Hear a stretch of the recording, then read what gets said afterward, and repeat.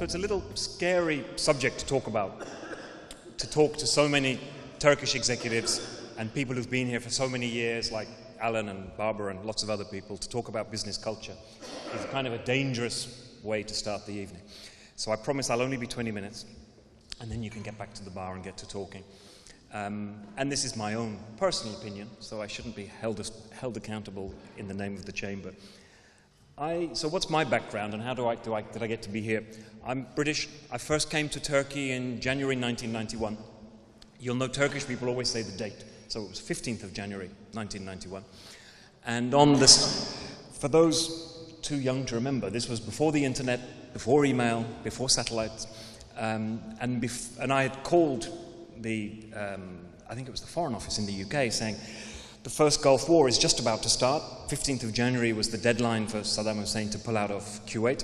Is it safe to go? And they said, yes, it's safe to go. You should be able to go to Istanbul. But when you get there, register at the British Consulate General. And here's the address of the British Consulate General. And you should go and register when you arrive and get your passport stamped. So 16th of January, I knocked on the door that used to be over there and said, I've come here to register. And they said, you can't come in. It's too dangerous. We've decided to close the consulate, and there are no events, and it's too dangerous for people who aren't registered with us to come into the building. So thank you very much. Call us again in a few months. Which was fine, and I was busy, and I was working. And I didn't actually meet a non-Turkish person until July of that year. So I was working as a trainer for 7 months, completely immersed, if you like, in Turkish culture. And certainly it gave me a quick sink or swim introduction to Turkish culture. There was a bar in Elmadağ called Avni's Pub that people might remember, the so-called Foreigners Bar in Elmadağ, someone told me about. So I went there, and it was closed. And they said, it's too dangerous to be open, so we're closed. And there were basically no expat gatherings, no British business club, nobody getting together. So it gave me a chance to really learn more about Turkish culture. And I worked here from 91 to 98, first as a trainer, then as a headhunter, and then later as a coach as well. And I left Turkey in 98, went to work in China for 2 years, and then to the US for 3 years. And then I came back to Turkey in 2004 and set up our business, onewellconsulting.com. And what do we do? Just in a few words, we do executive recruitment for clients, we do coaching and leadership development projects, and we also do outplacement for when people are leaving an organization. And the slides I'm going to show you have just been posted on our website, so if you're curious about seeing this, you can go to our webpage. There's a news section, and you'll see the slides there. So I want to talk a little bit about Turkish business culture. This is something we do with our clients. So we work with expatriates who are coming here. We also work with Turkish people who are going overseas. And we work with diverse teams as well. So it's not the core part of our business, but it is something that we talk about quite often. And talking about what do you need to know about working in Turkey and how should you be successful about working in Turkey. And of course, those of you, many of you have at least as much experience as me. We start with geography. I've spent a lot of time looking at culture and where does culture come from? What's the cause of culture? Why are different countries different? And this is a very disputed area within psychology, sociology, and business literature. But the most causal factor for different culture is geography. In fact, it's longitude. It's distance from the equator. You know, the more that countries move away from the equator, the more their cultures tend to change. So I think when we look at Turkey, looking at countries in a similar longitude is quite important, and to try and understand reasons for cultural similarity. And culture comes from geography and it comes from history.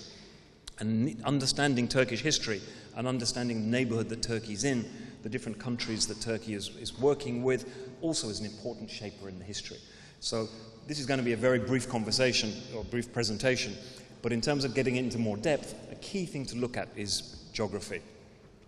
We work quite a lot with expatriates who are arriving in Turkey, giving them advice about how to work in Turkey. And one of the phrases that we use is, it's a land of paradox. You know, Turkey is the land of paradox, the land of contrasts. Anything you say about Turkey is true and is also false. You know, you can always find a counterexample for it. And I think there's a lot of paradoxes, a lot of contrasts. Turkey has a very long history and a very complex relationship with the history. the current government is doing a lot about Ottoman history, and you see the different signs around the streets reminding us of anniversaries that we didn't know about, of different things of Ottoman history that we're now celebrating. But also when you talk to people about certain parts of Ottoman history, no, that wasn't us, that was the Ottomans, we're the Turks, we only take responsibility from 1923 onwards. And so quite a complex relationship with that history, like many countries have. But I think understanding Turkey as a young culture and a young country is important. I worked in the US, and I see a lot of similarities with US culture and Turkish culture, and I think a lot of that is about being a young country that was formed almost in living memory out of a position of real struggle. Obviously, Turkey's a crossroads culture. It's a cliche, but it's true. Turkey can be seen as a European culture and country, Mediterranean, Middle Eastern, Caucasian, Central Asian. All of those elements are true, and they all shape the culture. Turkey is very patriotic. Some would say nationalistic. The importance of the flag, the importance of the nation is very strong, very proud, yet a huge valuation of things coming from overseas. And the assumption for many people that if it's foreign, it's better. Foreign brands commanding a higher price just because they're foreign. And so this real paradox with huge national pride and love for the nation, yet an overvaluation of things coming from overseas. And along with that, this desire for international respect. Those of us who were here in recent World Cups and European football championships see the huge importance that has to Turks appearing on the national stage. And so great pride, but also desire for respect and desire for credibility. And Turkish people will still tell you that Turkey came third at the World Cup, we're the third greatest football team, etc., etc. More paradoxes. The UK is not a secular state. Those of us who went to school in the UK will remember we had prayers at school, and official Christian prayers, and our head of state is the head of the church, or the supreme governor of the church. Yet most people in the UK, I would say, are non-believing Christians. Most people in Turkey, I would say, are believing Muslims, yet the state is secular, and very radically secular. There's a strong focus on individual leaders. If you read the Turkish business press, you will hear about the CEOs of different companies, and they're always talking about which CEO is doing this, which CEO is doing that. And I would say, as a consultant, too much emphasis on individuals and not paying enough to corporate culture, to leadership teams and how they work. So a strong focus on leaders, also obviously in politics as well, huge focus on leaders and individually driven political parties, yet a very strong collective culture. Much more than the UK, people wanting to be parts of groups. Those of you who speak Turkish know about the LI that you get at the end of words, to be an Istanbullu or Kayserili or Fenerbahçeli or Sabancılı. All of these things are very strong in Turkish culture, being a member of a group and your group identity being strong, much stronger than people from the UK or the US, for example. And those bonds are extremely strong. Yet we focus on individualists. People are fatalistic, pessimistic even, kader, inshallah. But at the same time, incredibly optimistic. I was sitting, as I often do, in traffic in a taxi 3 weeks ago, and as I often do, we started talking about football, and the driver was a Beşiktaş fan, and this was before the last 2 games in the Champions League, and he said, "What chance do you think we have against Bayern Munich?" And I said, "Well, I've seen Bayern Munich, and I've seen Beşiktaş, and you have no chance. It's completely out of a different class." I did hurt his feelings. But not just I hurt his feelings, he thought I was an idiot, because he said, "No, we've got these great players, we've got Quaresma, we've got this player, we're going to be fine, we'll score 3 goals. But this incredible optimism in situations, so both pessimism and fatalism, but great optimism. It's a traditional culture, and we're all aware of the history and the traditional culture, particularly in family culture, yet at the same time extremely modern. Turkey was one of the first countries to become a strong user of Facebook. It was the 4th largest user of Facebook, also one of the first countries to dump Facebook and move on to other social tools as well. And so there's incredible focus on the new. Look at the skyline, look at technology, look at how people interact. And so this, I would say, in many ways, a more contemporary culture than the UK. Faster adoption of new technologies than the UK, yet very traditional. A patriarchal culture, but at least within white-collar executive world where most of us probably work, I think actually many, many women in strong roles, and not just in traditional HR and soft skills roles, but leading banks, leading institutions. And I would say in some ways less discrimination for executive women in Turkey than there is in the UK. I've gone to meetings in London and people will say, we're going to see this bank, and the CEO's a woman. Whereas in Turkey, they just say, we're going to meet the bank and the CEO. And it's not such a big issue that she's a woman. And so I think there's a great more flexibility than we often think here. And extremes of wealth, of course, that we know about, but this growing middle class. So what does that mean about culture? And when we advise expatriates coming here, very internationally oriented people. Not many British people are educated overseas. A significant number of Turkish people are educated overseas. And often the Turkish people in a business deal will know their partner's culture and country much better than those people know Turkey. Relationships so important. Trust building is so important. And this is something that we often have to tell our clients. It's a less transactional environment, and spending time building that trust, building time to get to know each other is critical. And networks are important. We work as headhunters. We present candidate reports all the time. And we don't put people's marital status. We don't put their high schools. We put what we think is relevant. And quite often clients will come and say, I need to know what high schools these people went to. And we say, well, why do you need to know what high schools these people went to? And it opens up quite an interesting discussion. But people's networks from their high school, their university, their sports club membership, their military service, these networks are incredibly strong. And we have them in the UK, the old school tie, etc. But I would argue that they're much stronger here and more influential here. Again, when we advise people working here, sometimes our clients get worried, saying our Turkish counterparts keep wanting to take us to dinner, they're buying us presents, they're so helpful, we're very uncomfortable about this. And we say, well, don't worry about it, it's quite normal, it's quite natural, these people are not looking for a transaction, they're not looking for a deal, they genuinely want to get to know you, and they're genuinely hospitable, and they want to show you the country and show you different things. And this leads on to a problem that we find for British executives. Turkish people overrate foreigners. They think foreigners are more civilized and more educated than they often really are. And they expect them to be better educated and speaking better, dressing better than they really are. And when they meet British executives who dress badly, who don't speak particularly well, who drink too much, who swear too much, it completely destroys their reputation. And so this thing for foreigners needing to live up to that view that Turkish people have. A friend of mine in one of the banks, I'll never forget, about 12 years ago, went for a holiday in Bodrum, and by mistake was in downtown Bodrum on a Saturday night in the summer and said, Tim, I can't believe these British people that are in the streets of Bodrum at 2 o'clock in the morning, half naked, throwing up on the streets, all sorts of terrible stuff. And I would understand, but they're British people, they're educated people. This isn't what British people should be like. And this expectation that foreigners have this much more civilized, sophisticated approach. Again, I think you can see the other points there, but great crisis management, abilities to change. Again, when we're interviewing candidates, and I'm sure that Alan and others find this, I'm often interviewing quite senior people, and they say, well, of course, in this year, at this time, there was a crisis. And I often have to say, well, which crisis? Was it 94, 98, 2001, 2004, 2011, 2008?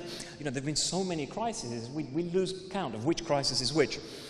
And for individuals and for businesses to completely change their business model and change the way of working, change to new markets, new countries, to switch from importing to exporting is relatively common. So people very good and flexible at dealing with new ideas, dealing with innovation. And of course, everything is negotiable.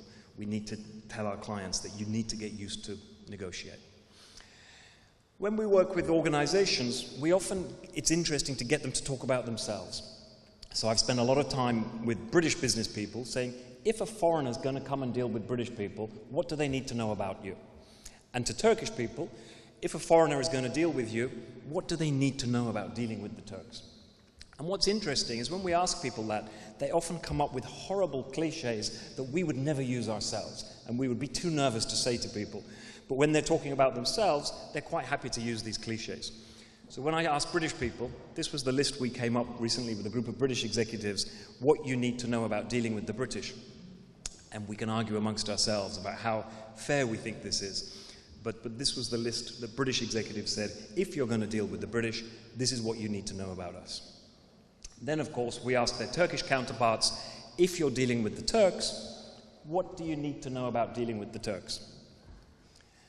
And these were the answers. Proud, hospitable, sometimes late, patriarchal, no private space, respectful of people, hierarchical, etc. And it can be an interesting way to start, to ask people, how do you think about your own culture? And a lot of the keys that we need to know about working with other cultures are based firstly on understanding our own culture and seeing our own culture. When we work in this area with clients, we often get two comments which are not very helpful but are very common. One is, Tim, basically people are all the same.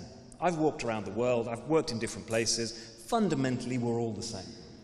Of course, there's a British variant of this, which is fundamentally people all speak English. And if we shout loud enough, eventually, you will get through to them and they will understand you. And they think we're all the same. Other people will say, Tim, I've worked in so many different countries and we're all different. We're completely different. The Danish are different, the Japanese are different, and we can't deal with this. It's just all completely different. And these are quite common views. Either fundamentally we're all the same, or we're completely different. And of course, neither of them are very helpful. So we need to find some other view, and somewhere in between. And I think, luckily, we have some resources. And the key resource I want to talk about is this guy, Gert Hofstede. He's still alive, Dutch guy. And he provides an alternative to think about, saying countries are different, and they're consistently different in consistent ways.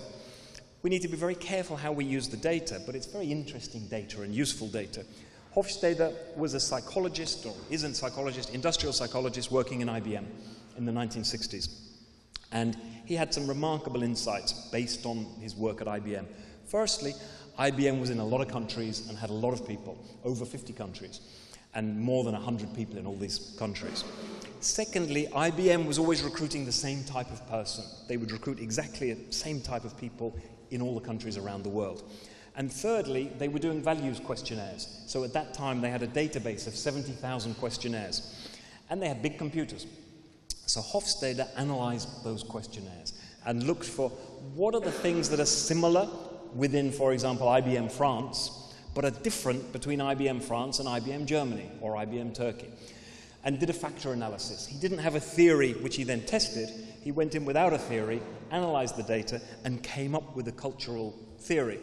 And this theory led to 4 dimensions of culture, which give us a much more helpful way of thinking about culture.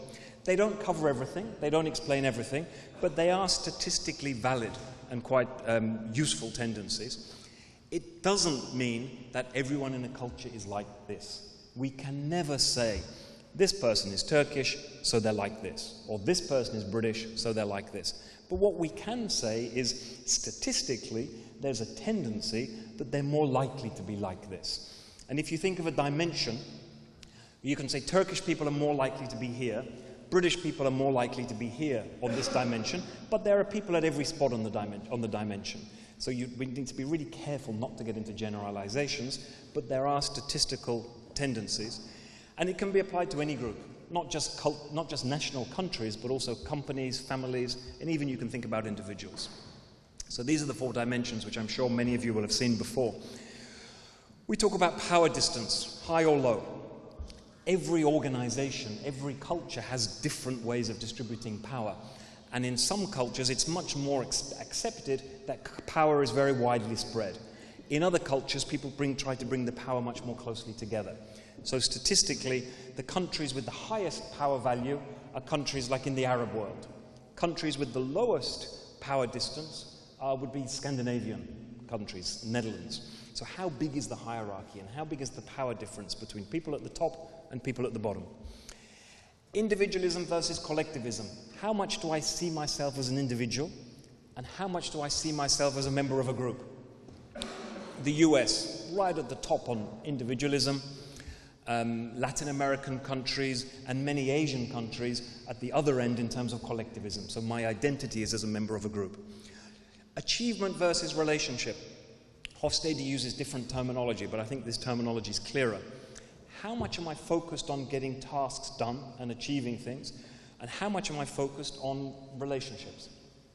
I was working with a large Turkish company which has a large German subsidiary, and I was working with managers from the German subsidiary and the Turkish head office, and we were talking about this, and we came up with a really nice example to illustrate it. Let's say it's 10 minutes to 6 o'clock, and you're working on your computer screen entering some data. You've got some data, you need to enter it, and it's going to take about 10 more minutes to do it, but it's okay because your deadline is 6 o'clock, and at 6 o'clock you need to send this data to your boss because they're going to use it for another report. So you've got 10 minutes work, and you've got 10 minutes, and you're entering the data. Everything's fine. Then your phone rings, and you pick up your mobile phone, and it's a friend of yours in tears on the other end of the phone who's having a very difficult personal crisis, and they really want to talk to you. What do you do? When we talked to the Turkish executives, they said, I would need to talk to my friend. I'd try and do it as quickly as possible, but you know, it's important that I would talk to my friend.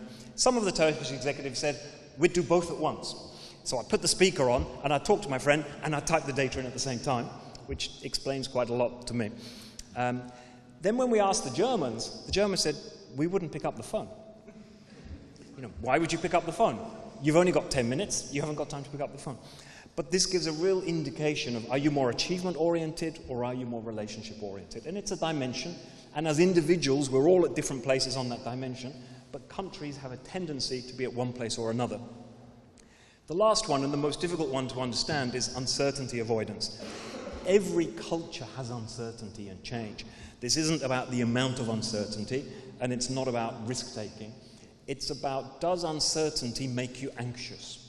And as a result of that anxiety, do you take decisions? Some cultures, uncertainty makes people more anxious, makes them nervous, they don't like it. So to get rid of that anxiety, they make decisions, or they make rules to deal with it. Other countries are more comfortable dealing with ambiguity and keeping 2 or 3 things ongoing at the same time.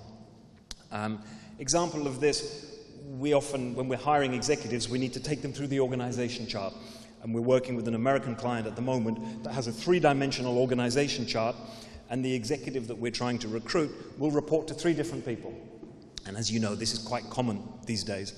And we've got it clearly in writing, and we talk to the executive and say, in this job, for this function, you'll be reporting to this person in Dubai. For this, you'll be reporting to this person in the UK. For this, you'll be reporting to this person in the US. Okay, yep, I understand. Just one question. Okay, who's my real boss? And we say, no, you didn't understand. It's not that you have a real boss. You've got 3 different bosses. One boss for this, one boss for this, one boss. Okay, I understand that, but who's my real boss? And this is an uncertainty avoiding issue. You know, I can't deal with that uncertainty. In the UK, uncertainty avoidance is fairly low.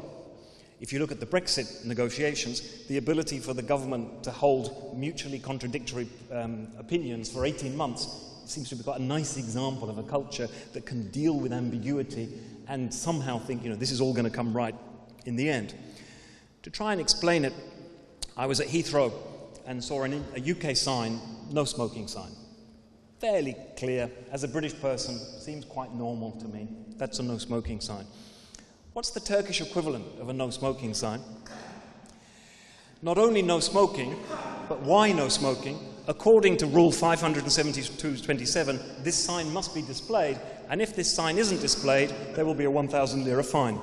And if you're here and other people are smoking, according to Rule 4,207, there will be a 5,600 lira fine if you let other people smoke. This is a culture with high uncertainty avoidance. And in cultures with high uncertainty avoidance, there's a lot of rules, and often the rules aren't followed. So you often see the rules not being followed. So to look at the data, and this data is publicly available, you can find it online, it's quite easy, and it's been updated. So it was originally done in the 70s, but the last data set is from 2013, so it's been repeated a lot and outside of IBM, so lots of different cultures and lots of different environments. So it's a pretty solid data set, now has over 150,000 participants. So if we look at Turkey, quite high power distance, so quite hierarchical, quite low individualism, which means high group orientation, focus on being collective. Fairly low achievement, which means a much more focus on relationship rather than achievement, and high uncertainty avoidance. I worked with Vodafone when they first came to Turkey, when it was taking over Telsim, and we started working on this issue with their management team. So they said, Tim, we need to compare Turkish culture with UK culture, but we like data, so it needs to be data-driven. So we pulled up this data, and we compared the UK. So this is Turkey in red, and the UK in blue. And you'll see basically very different. So the UK, low power distance, much more individualistic than Turkish culture, much more achievement-oriented, so they're going to put the data in the system, they're not going to pick up the phone, and much lower uncertainty avoidance, so much more happy to deal with ambiguity.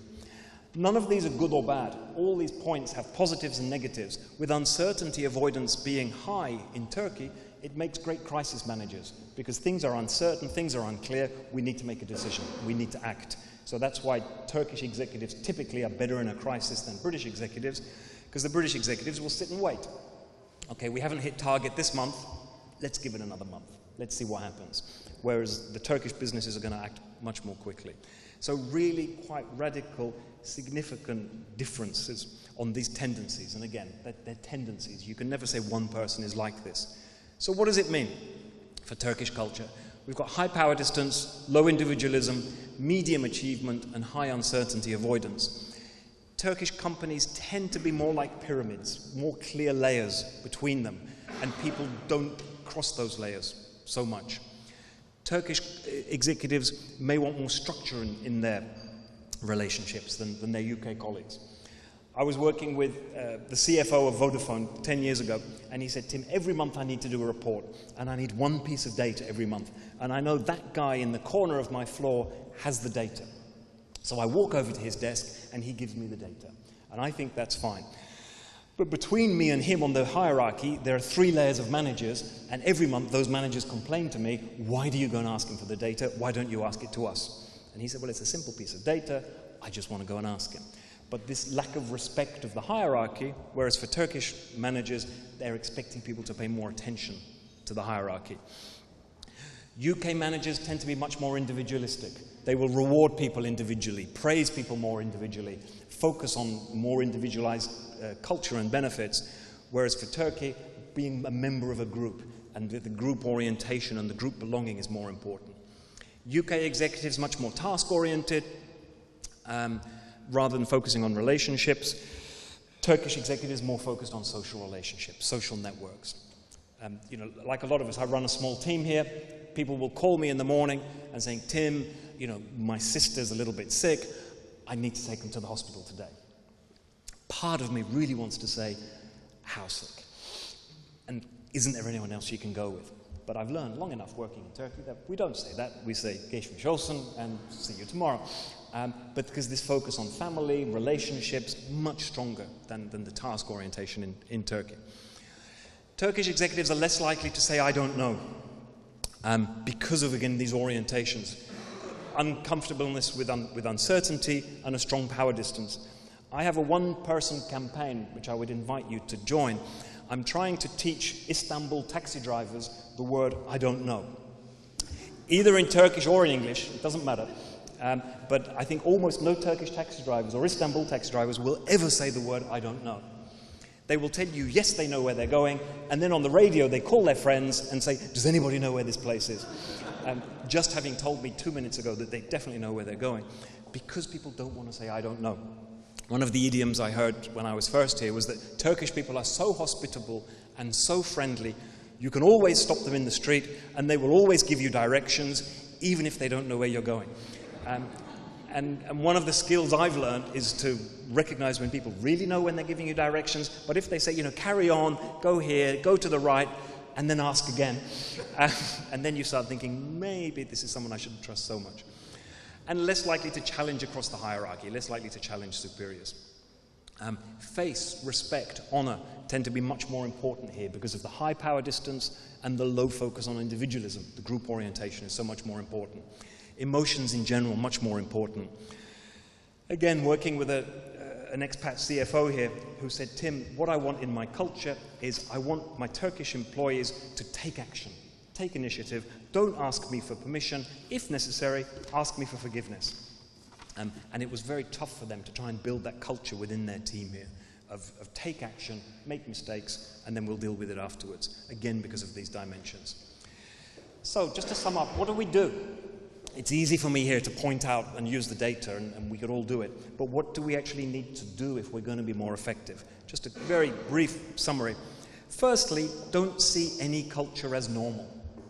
We all see our own culture as normal. We are the horizon, and other people vary from that horizon, up or down. There's the great British comedian Al Murray, that I'm sure some of you will know, who says, you know, where would we be if we had no rules? France. And where would we be if we had too many rules? Germany. Because we're normal. In Britain, we have just the right amount of rules. The French don't have enough, the Germans have too many, but we're normal. And all of us in our own way see our culture like that. I was working with a large Turkish bank a few weeks ago, and I asked them, how hierarchical is your organization? And the assistant general manager said, Tim, it's just got the right amount of hierarchy, which I thought was a great revealing phrase, that we all see our culture as normal. If you're going to work successfully with other cultures, you need to stop seeing your culture as normal. None of us are normal. We're all just at points on a dimension. There's no central place that's better or worse than anything else. As a manager, you need to over-communicate. When we're working as coaches, time and again, we're saying, we work with an organization and the CEO says, I told them this. And then we ask the team and they say, he never told us this. And neither of them are lying, but they haven't told them it enough. So most of our consulting is saying to people, say it again. Say it more clearly. Say it in different methods. Use different techniques. Use different tools. And a lot of the conflicts that we end up consulting people on, it's incredible how often they began with an email.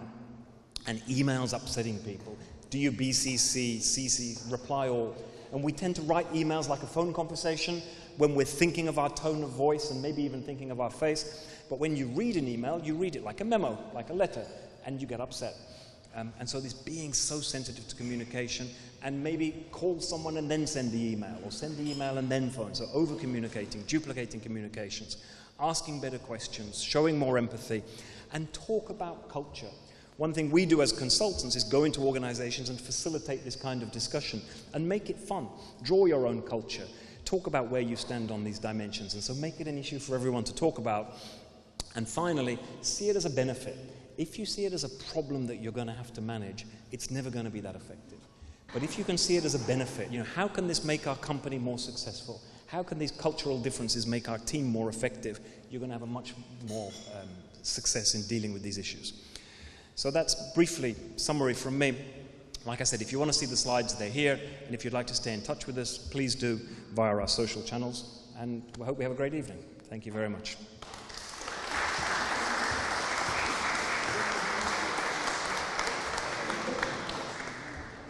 Okay, we thank Tim for that very interesting and thought-provoking speech. I will now take action in a Turkish manner.